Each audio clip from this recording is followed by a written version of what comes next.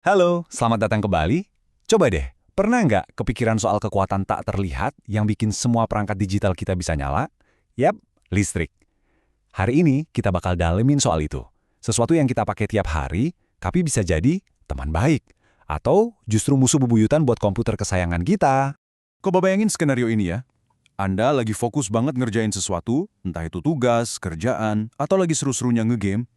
Tiba-tiba, jepret, semuanya gelap, mati lampu. Reaksi pertama pasti panik kan. Waduh, kerjaan gue belum di-save. Tapi biasanya ada kekhawatiran lain yang lebih dalam. Komputer gue rusak nggak ya? Nah, kali ini kita bakal bedah tuntas apa sih yang sebenarnya terjadi di dalam mesin itu pas momen-momen genting kayak gitu. Oke, kita langsung masuk ke intinya ya. Pertanyaan besarnya adalah, mati lampu atau matiin paksa komputer itu beneran sebahaya yang kita kira buat hardware-nya? Yuk kita cari tahu bareng-bareng. Nah, penting nih buat kita pahami dulu.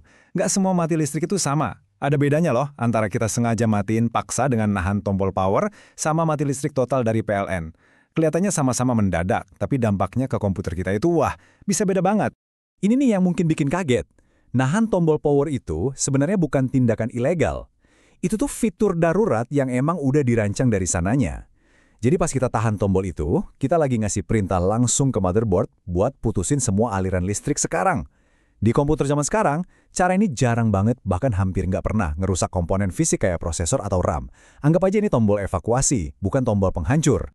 Jadi bahayanya di mana dong? Jawabannya ada di software. Coba bayangin, file sistem operasi kamu jadi korup, nggak bisa booting. Atau skripsi yang dikerjain semalaman belum di-save, hilang gitu aja. Update sistem yang lagi jalan tiba-tiba berhenti. Wah, bisa berantakan semua. Dulu, harddisk emang rentan rusak fisiknya, tapi HDD modern udah lebih pintar. Mereka punya feature auto park, jadi kepalanya otomatis pulang ke tempat aman pas listrik mati. Oke, jadi kalau mati mendadak itu bukan musuh utamanya, terus siapa dong? Nah, sekarang kenalan yuk sama biang kerok yang sebenarnya. Fluktuasi daya yang nggak stabil. Ini dia kuncinya. Kerusakan paling parah itu seringnya bukan pas listriknya hilang, tapi beberapa detik sebelum benar-benar padam. Waktu jaringan listrik lagi nggak stabil, tegangannya bisa naik turun gila-gilaan. Bayangin aja ada kayak tsunami listrik kecil yang ngehantam sirkuit-sirkuit super sensitif di dalam komputer.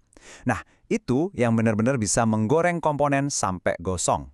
Biar gampang ngertinya, kita pakai perumpamaan ya. Anggap aja listrik itu kayak air yang ngalir di pipa.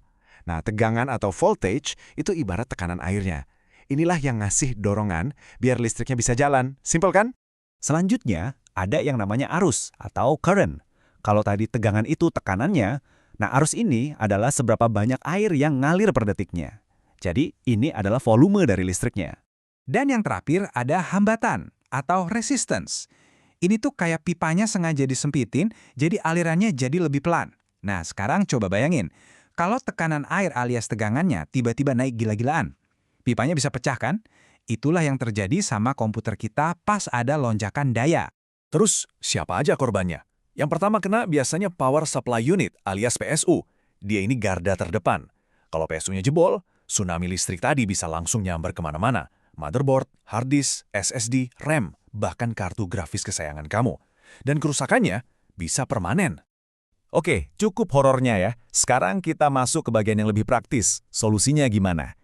Kita mulai dari hal sepele yang kita lakuin tiap hari, ngecas laptop. Ternyata ada loh cara yang benar biar baterai lebih awet. Nah, di sini nih ceritanya jadi seru. Ternyata ada dua aliran atau dua pandangan soal urutan colok casan. Ada tim yang bilang, colok ke laptop dulu, baru ke stop kontak. Alasannya biar aliran listrik ke baterai lebih stabil. Tapi ada juga tim kedua yang bilang, colok ke stop kontak dulu, baru ke laptop. Katanya sih, ini buat ngelindungin motherboard dari lonjakan listrik kecil pas dicolok. Jadi, mana yang benar? Wah, dua-duanya punya alasan yang masuk akal, yang nunjukin betapa pentingnya listrik yang stabil itu. Terus pas nyabutnya gimana? Logikanya sama. Kalau kamu ikut tim pertama tadi, berarti cabut dari stop kontak dulu. Tunggu sebentar, baru deh cabut dari laptopnya. Ini gunanya biar nggak ada sisa-sisa listrik yang nyetrum pas konektornya dilepas. Jadi, lebih aman. Oke, kita masuk ke bagian 4. Gimana kalau udah ngikutin semua cara terbaik, tapi laptop tetap nggak mau ngecas? Eits, jangan panik dulu. Coba deh beberapa tips cepat ini. Pertama, kita mulai dari yang paling dasar dulu ya. Coba ganti stop kontak. Siapa tahu bukan laptopnya yang bermasalah. Cek juga kabel sama adaptornya. Ada yang sobek atau kelihatan aneh nggak? Dan jangan sepelekan debu. Coba deh bersihin lubang casan di laptop. Kadang cuma gara-gara kotoran doang loh. Kalau semua cara tadi gagal, kita coba jurus yang lebih canggih, power reset. Caranya, matiin total laptopnya, cabut casan, dan kalau bisa lepas baterainya. Terus tekan dan tahan tombol power sekitar 15-30 detik.